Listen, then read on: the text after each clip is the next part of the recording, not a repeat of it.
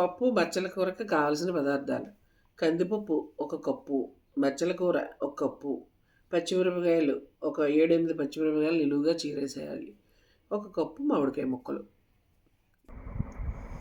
బచ్చల కూర ఇందాక ముక్కలు కింద కట్ చేశాను కదా, అది కొంచెం 1-2 చెంచాలు ఆయిల్ వేసి లైట్గా ఫ్రై చేశాను. ఎందుకంటే లేకపోతే అది పసిరసంలా ఉంటుంది పప్పులో.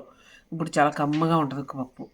దీంట్లోకి కందిపప్పు కడిగేసి తీసుకొచ్చింది, ఒక కప్పు పప్పు,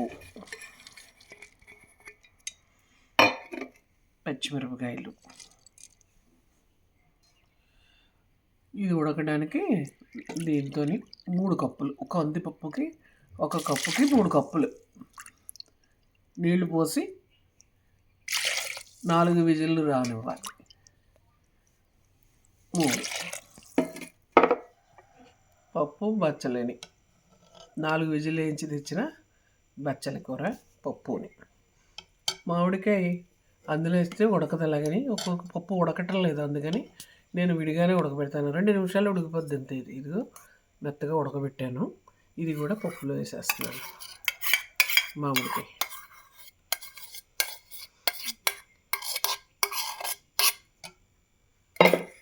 కొంచెం సరిపడా ఉప్పు,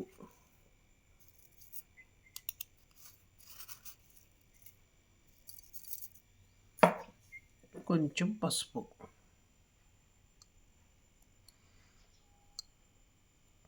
పప్పుకు పసుపు బాగుంటుంది.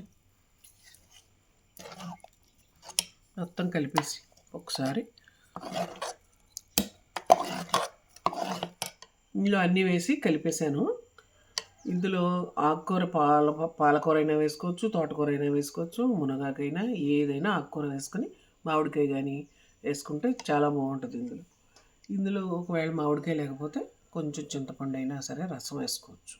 నిమ్మకాయ తర్వాత చింతపండుని నానబెట్టి రసం పోసుకున్న బాగుంటుంది. కానీ ఉత్తి పప్పు, తోటకూర పప్పు, బీరకాయ ఇలా వండితే చప్పగా ఉంటాయి కూరలు. అవి కొంచెం పులుపు తగిలితేనే ఆ టేస్ట్ బాగుంటుంది. పప్పు బచ్చల కూరకి, మామిడికాయ పప్పు బచ్చల కూరకి పోపు అంతా ఉడికిపోయింది కదా. ఎండుమిరపకాయలు, వెల్లుల్లిపాయ, కరివేపాకు, జీలకర్ర, ఆవాలు, ఇంగువ ఇవన్నీ ఒక 2 చెంచాలు నూనె వేసుకుని వేగిన తర్వాత నూనె వేడాక ముందుగా వెల్లుల్లిపాయలు వేసుకుంటే వెల్లుల్లిపాయ బేగా వేగదు.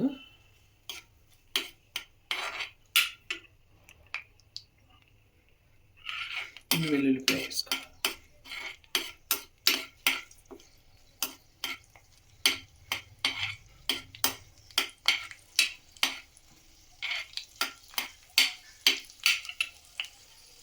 తర్వాత కొంచెం కరివేపాకు,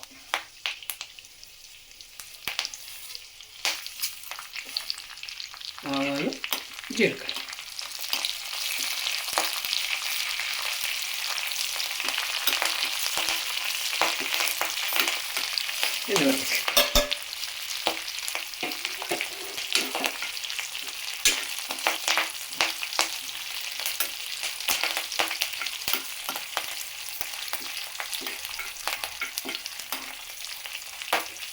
బాగా దూరగా వేగాలి.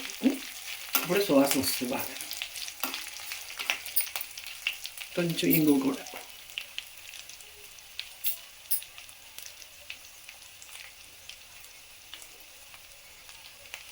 చాలా ఇష్టం ఉన్నట్టు వేసుకోవచ్చు.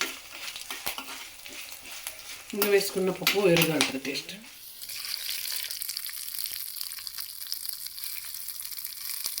పోపు వేస్తాను పప్పులో.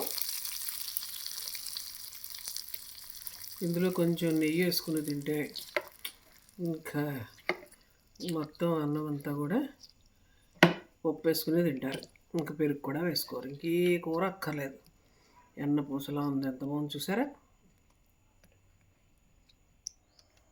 అంతే, పప్పు బచ్చలి, మామిడికాయ వేసిన పప్పు బచ్చలి కూడా రెడీ.